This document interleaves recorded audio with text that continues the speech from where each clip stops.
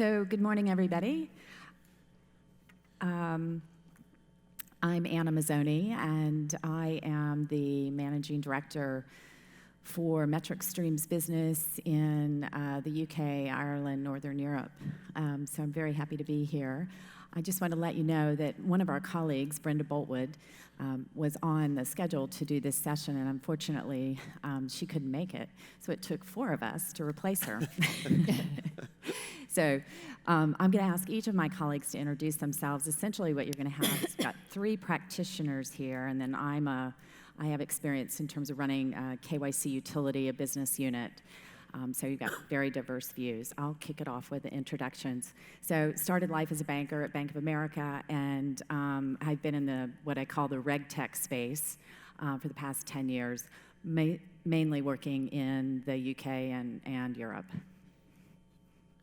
Go ahead. I'm Victoria Muñoz-Titos. I work with Anna in London, and I have been working in insurance for the last 20 years throughout different parts of the insurance life cycle. And I was just relating to Kate in the earlier presentation about third-party management, as that's been one of my key areas for the last 10 years as well, working across EMEA. So I'm very happy to be here and trying to explain and share experiences, which I'm sure you will no doubt relate to. Thank you. Hi, Peter Bannister. I am, I think as many of you know by now, in week 4 of my Upstream career.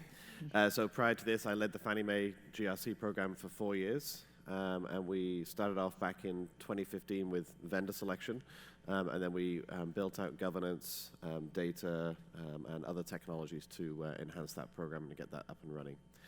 Very happy to be here. And hi, everyone. Susan Palm from the Customer Success Group in the Americas. And prior to joining Upstream, I had responsibility for audit compliance, operational risk, fraud and credit review for a small bank that was under a cease and desist order. Prior to that, I actually worked for one of the world's largest banks and was responsible for operational risk, business continuity, building out the third-party risk management program, as well as data security. So I look forward to the conversation today. Thank you. So before we jump in, I'd like to find out, operational resilience is a bit of a new topic, new relative like in the past couple of years. We'd like to see a show of hands. How many of your organizations actually talk about operational resilience? Okay, so it's about 50% of the audience. Great. So in terms of what we're going to cover today, what we're going to talk about is why is operational resilience important, but also start to provide you a framework in terms of how to manage operational resilience. And we're going to look at how do you identify business services, because you don't want to take the siloed approach anymore, right, in terms of understanding resilience. How are you going to set impact tolerance? How are you going to understand what the dependencies are, particularly around third parties, internal and external? How are you going to do scenario planning? And then looking at action plans and communication plans and kind of testing in this space. So as I was preparing for this meeting, I was looking up a couple of definitions for how different organizations kind of describe operational resilience. And Gartner says, it's a set of techniques that allow people, processes, and information systems to adapt to changing patterns. It's that ability to alter your operation in the face of changing business conditions. And then I've got another one that's rapidly adapt and responds to internal and external dynamic changes, and that's even opportunities that present themselves to you in your market. I think the Bank of England, the PRA, and the FCA about 2018 was the first regulator globally to come out and demand that all of the entities that are managed and regulated by them have to put operational resilience programs in place by next year. They're now working, obviously, with the US regulators on this topic. But essentially, the reason they came to this is because they said, if there's a financial contagion effect in the markets, we can control that, and we can wind down a bank. But if you have an operational risk problem and you haven't tested your systems properly, we can't control that. And so that is why they've put these plans in place. So let's kind of look at some of the impacts here and why are these risk events on the rise? So the first thing that we look at here is that we start with cyber incidences. And of course, those tend to be kind of the biggest things that hit the news headlines. Under the new European GDPR regulation, you are required to report within 72 hours data breaches. Many of these firms, international firms, if you were to go to this website that's up here, information is beautiful, you will see a nice chart of all the data breaches that are getting reported. And they go back to about 2010, the largest being recently with Marriott, 383 million individuals' data was stolen. So the fact that the European reg is requiring these data breaches now to be publicly disclosed is why we're also starting to see more of this information coming out. Then you have broader operational risk problems, such as people, processes, and just organizational cultural changes. The three examples here that we've got are banks, right? But then you could add to that Target, right? The violation they had with an HVAC vendor who stole information by tapping into the network. Then you've got BA last summer, third-party supplier, who disrupted 10,000 individuals' flights on June the 18th, which cost the firm about $10 million in compensation, which you'd say, that's not bad. But the reputational damage has been huge for them. And then, of course, you've got Volkswagen, right? The emissions testing violation has cost the firm, according to the news, $18 billion, right? Then let's move over and we talk about this global and interconnected world. You know, we've seen a lot of conversation about that over the past couple days. And in particular in the financial markets, it's a very much a networked environment. The regulator in Denmark, as a result of the problems with Danske and the money laundering scandal, has now forced the other banks in Denmark to increase their capital allocation. Now, obviously, we understand the impact of that, but when one of your peers in the industry is not following the rules, you can see how it has a financial impact on yourself. But even for corporates, you know, things such as cloud providers now start to become a part of this global interconnected environment. So these are not... Anna, can I just add something real briefly? So, and I promised I was going to send this around after the conference, but the white paper that we put out, that will come out shortly, ties in very nicely to this, and it's about erosion of shareholder value and how integrated risk management and GRC is there to protect shareholder value. So the numbers on the screen here are the actual fines and dollar losses, but the link in the white papers makes a case that the shareholder value erosion is multiples of the actual financial losses, and having an operational resilience in place to cap the reputational damage and thus the shareholder value damage is also important. So. And sometimes that can't be anticipated at the time that this information occurs, because in the situation with Wells Fargo, it's this process of people moving and switching that they have no ability really to estimate, and the damage continues well beyond the time of the event. And you think about other events, and it may be hard to remember this one because it was handled so well. I think there was an incident with Southwest Airlines where, unfortunately, I think somebody died because something happened with the plane and the window, but the execution of the business resiliency, the disaster, I mean, it wasn't disaster recovery, but it was a disaster. The folks at Southwest mustered so quickly, the leadership team, and they'd practiced and practiced and practiced.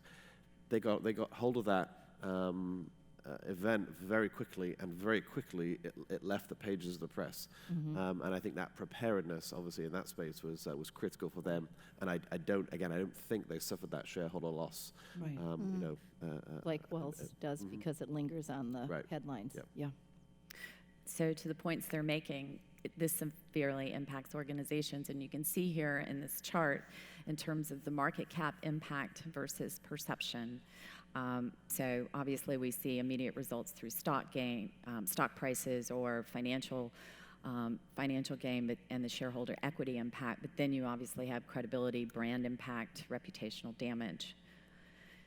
So what we're trying to do is obviously move to a place of mitigating operational disruption through your operational risk management programs, mitigating the risk in the process of doing business, but also trying to prevent the impact, I would say, of operational disruption, because the reality is we're going to be disrupted. And that's where the Bank of England and the PRA are coming from, and the FCA. It's a known fact. You are going to be disrupted. How are you going to be able to manage this? And I think this statement here about operational disruptions and the cause and the harm to consumers, market participants, threat to viability of firms, the one other group of interested parties there, I think, are us, employees of the firms we work for. When there's operational disruption, that potentially we can lose our jobs, and not because of poor performance, right? So we all should be interested to understand how our firms are managing this. So now, Peter, I think you're going to take us through kind of the framework. Yeah, absolutely. So, is it the green one? And we talked about this a little bit on Monday with Jim Beam from McKinsey, and I think he had a cyber lens, but it's all all very similar. So, as we think about resilience being the ability of the firms to prevent, respond, recover, and learn. Some of the examples that we've already talked about, Southwest as an example, not preventable, but the response, recovery, and the learnings from that were absolutely, excellent. And as such, they did not lose that value and so on. More broadly, though, as we think about context from Monday, and I'll ask this to the audience, target the right things. Who here or whose company here has a framework in place such that if I asked you, do you know the top 5 things or the top 5 right things that you would target for a resilience program? Do you have the critical processes mapped out or the critical assets? Do you have that list? And I'm just going to look for, are you confident that you have that list? A few people, yeah. So that's I was expecting more than 3 hands to go up. But I think without this framework, that's a pretty scary, informal poll there. So and I think, I forget who said it, it may have been Jim Quigley, if you put a magnifying glass, over a shaky framework, then that's only going to get worse. So what you might do in step 2, and maybe I'll ask this next question, who is building resilience plans who didn't raise their hand for the first one, if that makes sense? Okay, and so the rest of you who haven't raised your hands, do you have a resilience plan in place, and are you sort of marching towards a target state of building and of identification? Okay, so I think these are the steps, and these are the building blocks that we need to go through to build the frameworks, target the right things, and then obviously, like Southwest did, tabletop often, muster often, and practice and practice and practice. Susan, were you going to jump in? I was just going to say, when you asked the first question about do you have a plan, I think the other question to consider is how many different plans do you have? Right. Because, I think if we went to IT and asked them what is their plan for data security, we would get something that might mirror one of the frameworks, be it NIST or one of the PCI frameworks. If we were to go to, the business continuity team and ask them, what does your framework look like for recovery of a physical space or even technology, I think we would get a different set of steps and a plan. And I think the big challenge, compliance, with a control gap in terms of laws or regulations. I think the challenge, and we're going to talk about this a little bit later, is not just do you have these frameworks, but how have you connected these frameworks together? Absolutely. I think as well is the fact that usually those frameworks, which I agree with you, that would exist in different places, they would be likely operational frameworks. They would not be frameworks where the impact and the risk universe that we're trying to manage has been mapped out. and that in itself is a fundamental internal risk. So we're trying to manage with the resilience aspect, we're trying to think about the external impact and disruption, but the reality is that from an internal point of view, we are increasing and aggravating the disruption that it would cause based on how we've organized things or not. Mm-hmm. You know, and I think I'll probably save this for the wrap-up at the end, but this is, again, to go full circle back to day one, again, with that informal poll, this feels like a known unknown. So we know, just by judging on the data set and our experience, we know we need to do this. We know this is a risk. So we need to move that, down and to the left to get it to be a known, and then we can move forward. Should we move forward? Yeah, thanks. So, 6 key steps, and I'll just jump into these a little bit. Oh. Yeah? No, sorry, back. There we go. Okay. So building the resilience within the Orm Framework. So we've talked about number 1, defining key business services, critical economic functions. And I think to Susan's point, there may be 7 or 8 different versions of that depending on who you ask. So I think that alignment, and this is obviously the essence of GRC, and that's why we're all here. Right. But that alignment of the siloed approaches and the siloed views. So, mechanisms and tangible ways to do this. Single process view, single process hierarchy, or a capability model, just one for the firm. Getting those risk rated or relevance rated, just like Jim was talking about. We talk about relevance, and are these the right things that we should be focused on, and then rank ordering them somehow, whether it is with a risk rating, and then obviously having the budget to go and execute and build these plans. So define those is obviously absolutely critical. Impact and risk metrics. We want to make sure that we are appropriately ranking them, rating them, and making sure that gets all the way to the boardroom to sort of sign off, or at least the management level committee. Understanding, this is key, again, to have a single version of the process view. What is the upstream and downstream impacts? So you may identify, make it up, cash management as your number 1 thing you want to be resilient around. But if there are upstream systems that would stop you being, stop you standing it back up, you got to make sure those are connected and those are understood. So you've got sort of the full horizontal and vertical view of your critical capabilities. Scenarios for potential points of failure. I think another thing Jim said, I think it may have been in the CXO session, you do need to make these real. Scenarios can help you do that, but you also have to be realistic. So I think the example he gave was, if you ask somebody who's deep in cyber knowledge, give me a credible worst case scenario, well, that means that we're going to get attacked, they're going to steal all the data, steal all our money, and shut the business down. So possible, yes. Credible, probably not. Realistic, maybe definitely not. And I think as he talked about it, it was, and again from a cyber perspective, who has the appetite and the wherewithal and the capabilities to actually execute on those scenarios? So maybe state actors, yes. Do they have the desire or the appetite to ruin a firm? Again, depending on, maybe not, maybe not. And I think it's that relevance, whether the scenarios are real and realistic. Close to my heart, having led a GRC program, communications plan, stakeholder map, absolute must-haves for everything we've already talked about. If you don't have adoption and buy-in and sign-off and governance around this thing, you will not be successful. And then number 6, they say, we talk about regulator access, but it's really just full transparency.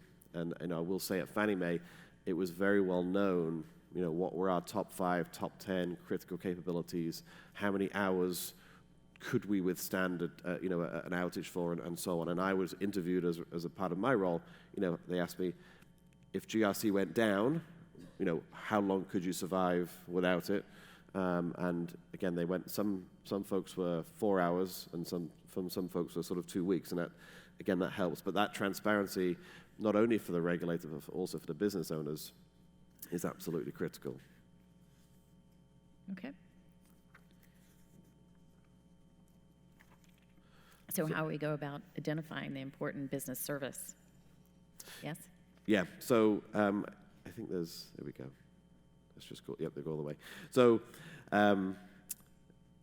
again, I've touched on this, right? You need to ask the first line. You need to ask the business units. If ERM, internal audit, compliance, IT, they may have a perspective, but really, what is the business's perspective and aligning behind that? You do need your data models. You need your org hierarchy, and it says it here.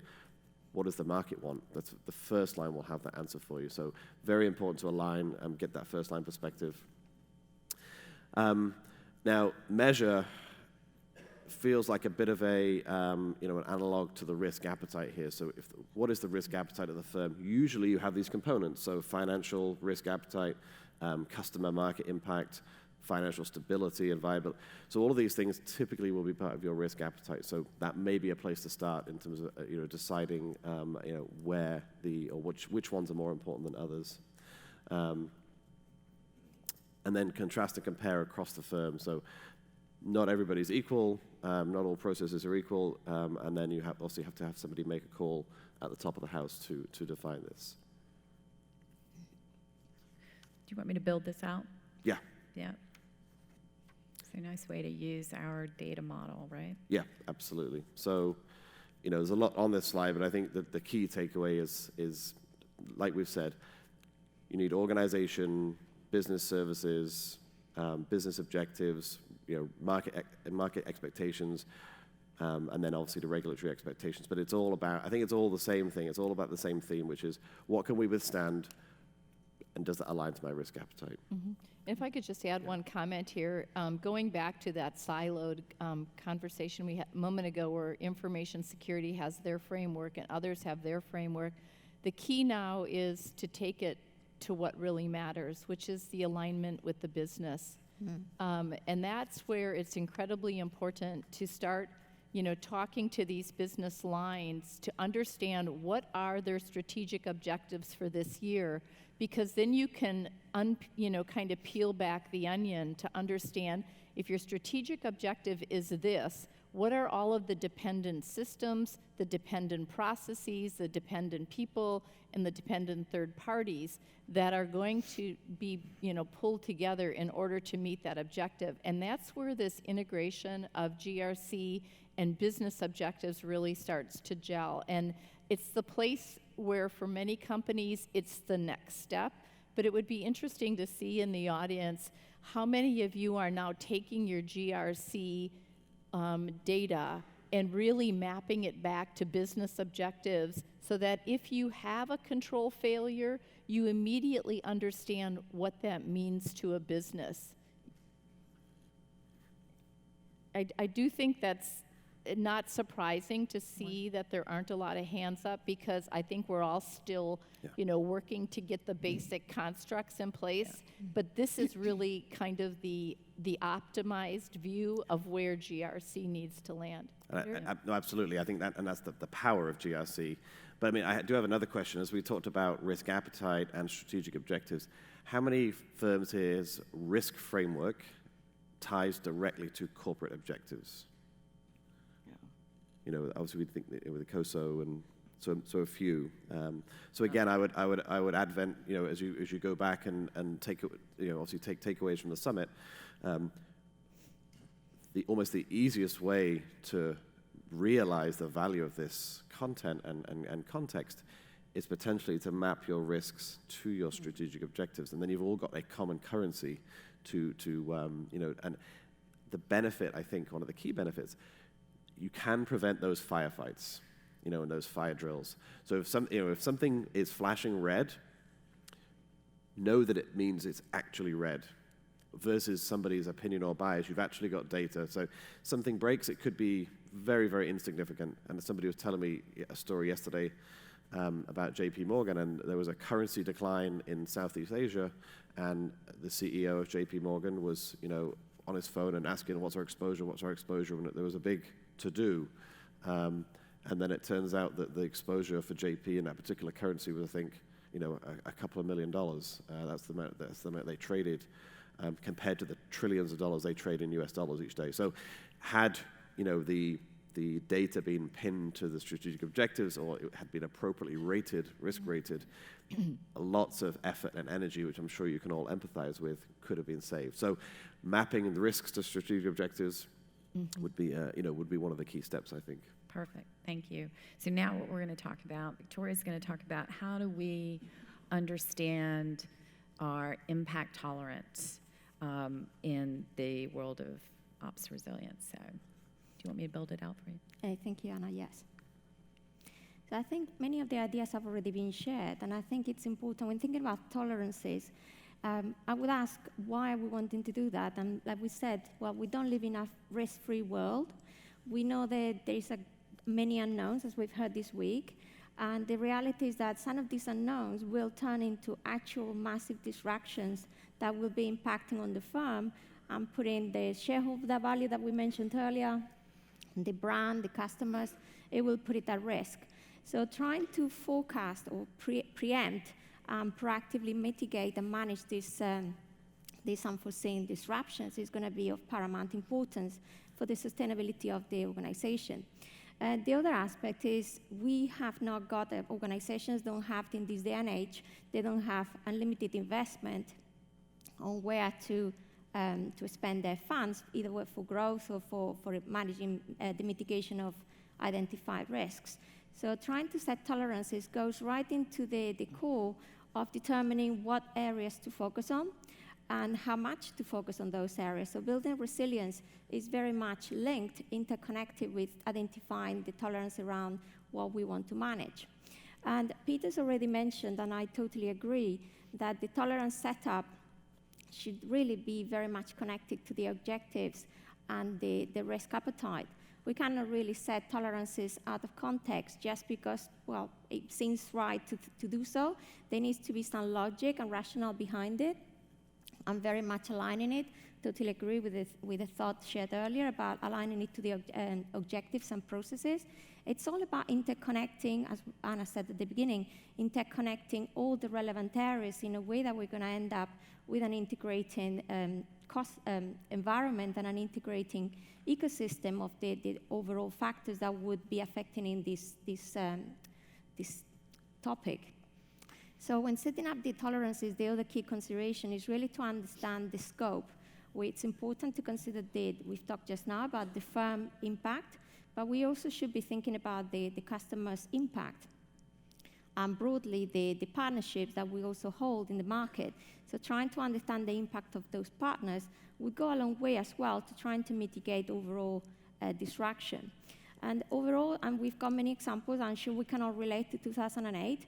And in those days, I was working for AIG. I'm sure in the US, AIG and the Fed and the many impact that caused in 2008, it will resonate. So it's quite important to understand what risks do for the overall industry where the organization is going to be operating. And when that happens, what impact is that going to have on the stability of the overall economy? So the other aspect to consider about the tolerances is that if we're going to do tolerance setup, what should we be taking into account? And it's important, I'm sure you can all relate, whenever we're setting any metrics, it's very important to ensure that they're going to be smart metrics. And fundamentally, like we've got on the screen, considering as primary factors the value that those metrics is going to be tracking, and trying to also concentrate on volume and time. They need to be realistic. Setting metrics out of context will do nothing to really map the investment I was referring at the beginning, or trying to drive the business decisions about how we build resilience. So it's very much, as Susan mentioned it at the beginning, important to also align with the first line, ensure that the metrics are set up and shared by those that are going to be accountable for managing them, and really ensuring that they do resonate and remain valid. Because quite a lot of the times, metrics are set, everyone is very happy that we've got a whole set of metrics and a nice red, green, or whatever color dashboard, but they do very quickly go out of context. So keeping them current is paramount. Mm-hmm. Okay. Another important factor in the framework is really understanding the dependencies. We've been talking along for the last few days about dependencies and interconnectedness. and integration, and that's really very much applies to this as well. As we said earlier, Peter referred about the importance of outlining the processes, and the slide here is really trying to connect it to the broader aspect of the organizational hierarchy, the entities. We operate in very complex organizations these days. Many are across different countries, across in the US, across different states. To understand all these different connections and all these different factors, it's equally important in the context of building resilience. And of course, why would we do that in the overall world here that we're trying to manage? It's really understanding, as we've got on the screen, the impact around the third parties that we're going to be operating with. It's no longer, we don't live or operate in a world where business just only happens in the context of one company. The companies tend to operate in a more dynamic environment these days, and understanding these interconnections from the external point of view is also of very critical importance. So ensuring that this full picture exists, similarly that the picture is maintained current, and that the overall adjustments when systems get changed, when the organization reorganizes itself, it's maintained current is going to be going a long way to ensure that the resilience is built and managed and kept in the right areas. Mm-hmm. And I think one of the reasons we chose this particular example of loan origination is because for those of you who were in the United States, we know that loan origination is what was the precedent for the financial crisis, particularly in multifamily and investments in the mortgage business. So this is a really good example because for most of us, regardless of whether we were in this banking industry or not, we've read those headlines, we've seen that happen. We know people who were impacted when the mortgage business went upside down and the valuations decreased significantly. So this example really maps back the interconnectedness of the different risk areas that each one of you are responsible for back to a very specific business example. I think that could be helpful in bringing this case forward. Yeah, I do agree. And it kind of ties into what you're going to be speaking now, because you need to, once we've got the accountability and the ownership shared, it's really about the validation and ensuring that the testing through the techniques you're going to describe remains valid too. Right, and once we create a framework like that, now the interest is in doing scenario testing, right? It's really taking a page out of our BCM kind of business as we know it today and saying what kinds of risks might we have if these different scenarios existed. And if you take a look at this slide, you'll see that we've identified, again, going back to that home loan payment example, these are the different scenarios that could exist. There could be a fraudulent payment. There could be a system down. And when we think about the very first scenario up here on the right, that's really an operational risk. When we look at the second one, where agents are asking for secure customer payment details, that's really an internal controls management around access to data. When you start thinking about a CHAP system being down, now we're talking about digital risk management. And the next one with the ledger balance being unavailable, that's business continuity. So you can see that all of these disparate parts of our organization really need to come together in order to make a scenario like this really come alive.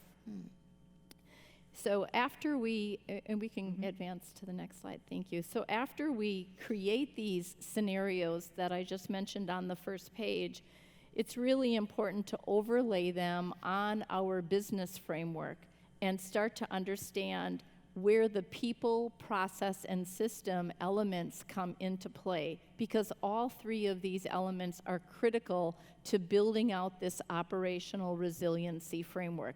So we're taking all the piece parts, as we talked about at the very beginning, and showing you how this information can come together and layering, taking a look at your organization, your people, your process, your channels, etc.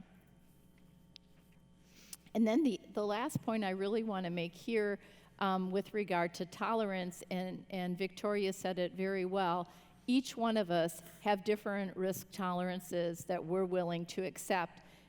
That's great, but what we need to do is plot that information in a way that's transparent and visible and can be debated.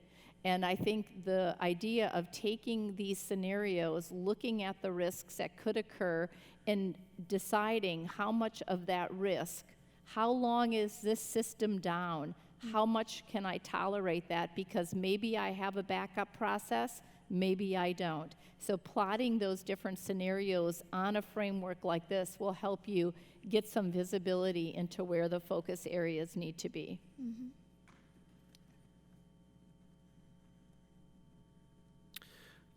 So we're running up against time, and I'll be brief, and I've talked about this a little bit already.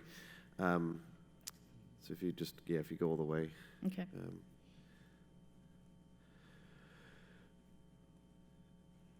There's a lot on this slide, but I think if you take away that fact that there's a lot on this slide. There you go.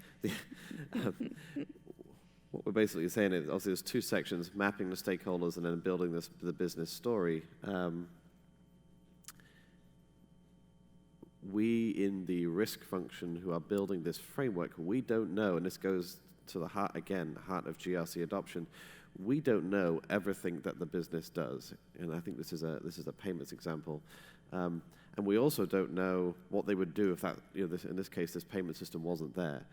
They know what they do, and they know what they would do if the system wasn't there. So I think, again, from a GRC perspective, that's a known unknown for us, but it's a known for them. So to capture that known information, relatively simple. And if you've got good governance and good documentation and good backup procedures, then building a DR plan for this particular case study, it really isn't that difficult. So again, GRCers like ourselves, we're building that framework and sort of centralizing and checking for the linkages up and down the hierarchy, cross left and right, making sure upstream and downstream systems are talking to each other at the time of crisis.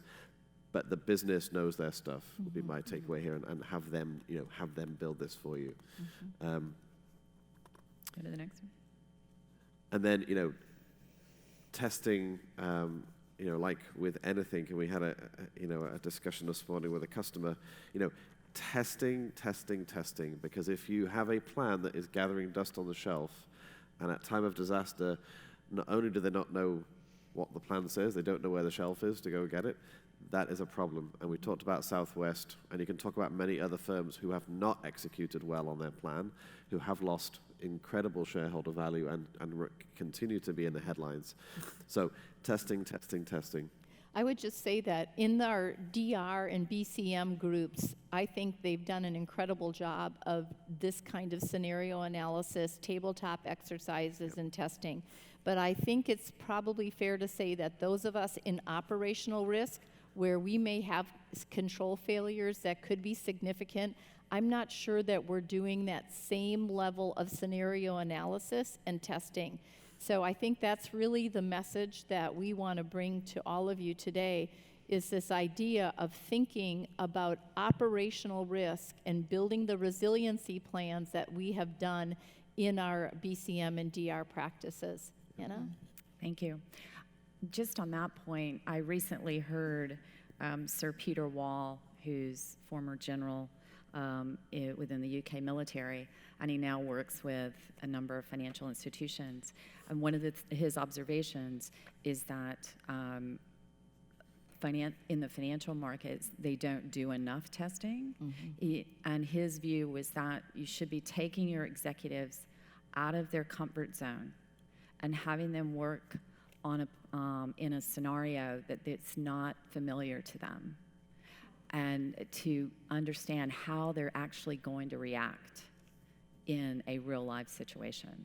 But he said you should be testing to the point that it is second nature for how your executives will respond. So that would lead me to believe that a lot of testing should be more than once a year.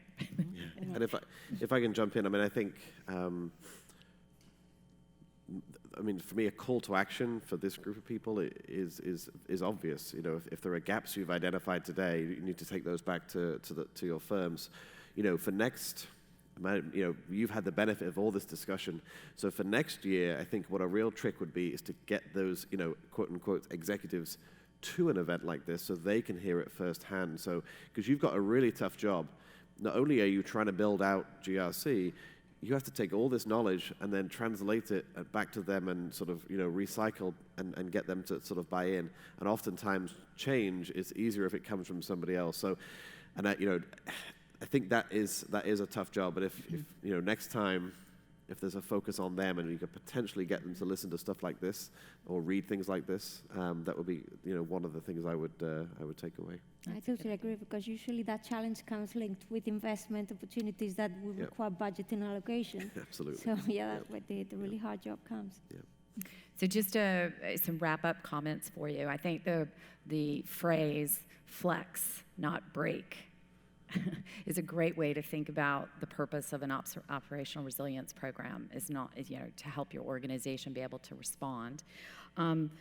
Really focusing on mapping your critical business services end to end. Don't focus on the process. Don't look at just the silo. You're looking cross silos. So you take a product area or a service area from the point that you're going to market, touching clients, all the way through to delivery and support. So ensure that your risk appetite statement and your tolerance statement includes something about resilience across your operational risk types. Basically have strong comprehensive reporting so that you can ensure that you can continuously focus on improving your program. We've talked about scenario planning, but I think one of the gentlemen yesterday, I think from Fannie Mae, actually talked about this in terms of, or he was on the board of Comcast, excuse me. When you're doing your scenario planning, you have to look outside your company, and you have to think about the broader economic impact of a disruption. Having a comprehensive view on the dependencies of the critical business services and then resilience considerations have to be embedded up front in the design of the organization. So yesterday morning, the CIO for the US government, ex-CIO, talked about privacy by design when building products. When you're building out new products and services in your company, you should be working with that product manager to ensure that they've built in resilience in the design of their service and product. And you start it from the very beginning. So then you're developing that culture. Mm-hmm. Can I just add to that, Anna? Because what I think is, I totally agree with your point. And I think it's also tying back to what we said yesterday about ensuring that this understanding has been built up front before later on thinking into any kind of technology. Because otherwise we would be encountering some of the issues that we've been discussing this week. So yeah, all of that and thinking it up front would definitely be key. Yeah, and you raise the culture. Plan, test continuously. And we have 1 minute for questions.